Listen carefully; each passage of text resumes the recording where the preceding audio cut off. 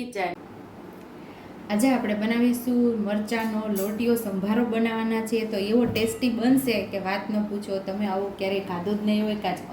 કાંઈક અલગ જ રીતે આપણે લોટીયો સંભારો બનાવવાના છીએ. તો અહીંયા આપણે મરચાં લઈ લીધા છે, જે મોટા આવે છે એવા મોટા મરચાં લીધા છે. અહીંયા અડધી ચમચી જેટલો ગરમ મસાલો, 1 ચમચી જેટલી ખાંડ અને 4 થી 5 ચમચી જેટલો ચણાનો લોટ, એક નાની વાટકી જેટલો ચણાનો લોટ લીધેલો છે.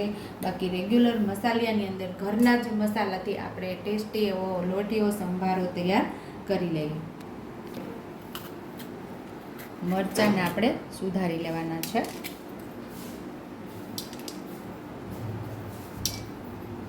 તો આવી રીતે આપણે મોટા મોટા જ મરચાંને સુધારશું.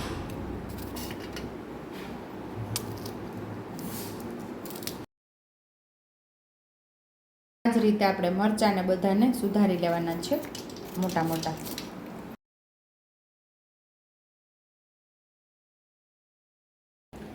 તો અહીંયા આપણે બધા મરચાંને સુધારી લીધા છે. હવે આપણે સંભારાનો વઘાર કરી લઈશું લોટિયા મરચાંનો. તો અહીં આપણે 1 ચમચા જેટલું તેલ ઉમેર્યું છે અને તેલને સરસ આપણે ગરમ થવા દેવાનું છે.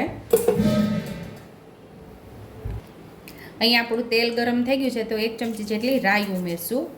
રાઈને સરસ ફૂટવા દેશું.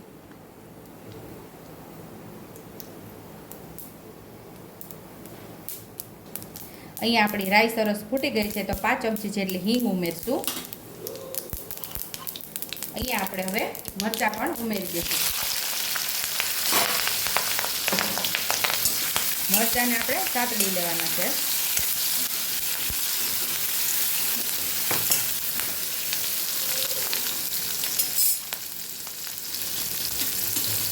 અડધી ચમચી જેટલી હળદર ઉમેરશું. 1 ચમચી જેટલું ધાણા જીરું પાવડર, સ્વાદ મુજબ મીઠું,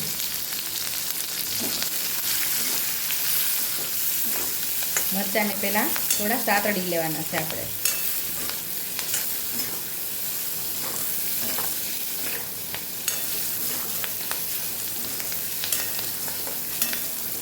આ મરચાં સ્વાદે થોડા મોરા હોય છે તો અહીંયા આપણે થોડું લાલ મરચું પાવડર પણ ઉમેરશું. અડધી ચમચી જેટલું લાલ મરચું પાવડર, એ પણ સરસ આપણે મિક્સ કરી લઈશું.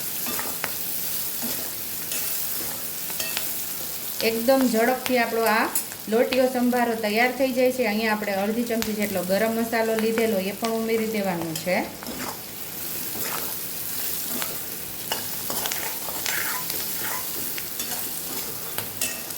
આવી રીતે આ લોટીયો સંભારો તમે ક્યારેય નહીં બનાવ્યો, એકવાર જરૂર ટ્રાય કરજો. મસ્ત એવો આપણો આ સંભારો તૈયાર થશે. અહીંયા હવે આપણે ચણાનો લોટ ઉમેરી દઈશું.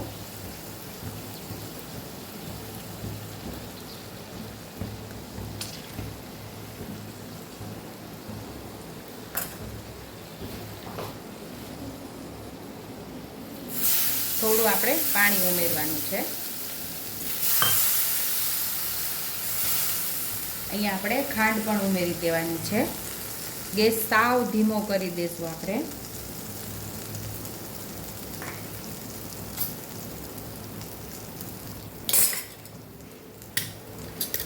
અહીંયા આપણે અડધું લીંબુ પણ ઉમેરી દઈશું.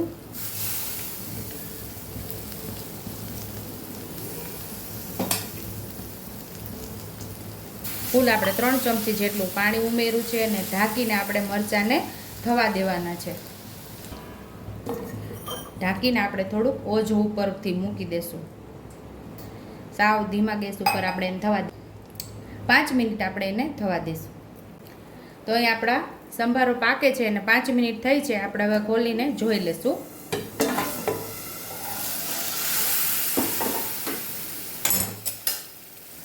હવે આપણે એને મિક્સ કરી લઈશું.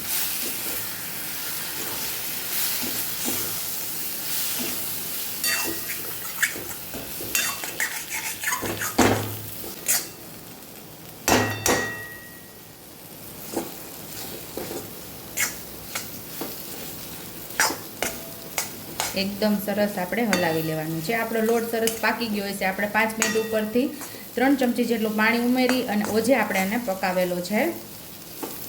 એટલે કે ઓજે સરસ આપણે ચોળવી લીધો છે સંભારાને. તો અહીંયા આપણે ટેસ્ટી એવો લોટીયો સંભારો તૈયાર થઈ ગયો છે. હવે તમે ક્યારેય નહીં બનાવ્યો હોય, એકવાર તમે જરૂર ટ્રાય કરજો. તો આપણો સંભારો તૈયાર થઈ ગયો છે. તો હવે સર્વિંગ પ્લેટમાં આપણે સર્વ કરી લઈશું. તો ટેસ્ટી એવો લોટીયો સંભારો આપણો તૈયાર થઈ ગયો છે. જો તમને મારી રેસીપી પસંદ આવી હોય તો મારી રેસીપીને લાઈક કરજો, શેર કરજો, સબસ્ક્રાઈબ કરજો, હાઈપ કરજો, બેલ આઇકોનને દબાવતા ભૂલતા નહીં અને કમેન્ટ બોક્સમાં કમેન્ટ કરજો કે મારી રેસીપી કેવી લાગી. તો આવજો.